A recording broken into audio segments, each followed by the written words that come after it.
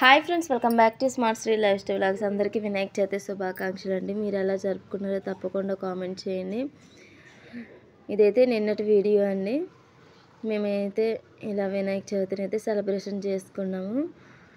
నైవేద్యం అయితే పులిహార, కుడుము బదులు ఇడ్లీ పెట్టానండి. కొమ్ము శనగలు, అటుకులు, పంచదార, పెసరపప్పు, బెల్లం, పరమాన్నం, ఉండ్రాల పాయసం అండి. ఇక్కడ కొన్ని పండ్లు, దేవుని సామాన్లన్నీ పెట్టుకున్నామండి. పూజ అయితే చాలా బాగా జరుపుకున్నాము. మీరు ఎలా జరుపుకున్నారో తప్పకుండా కామెంట్ చేయండి.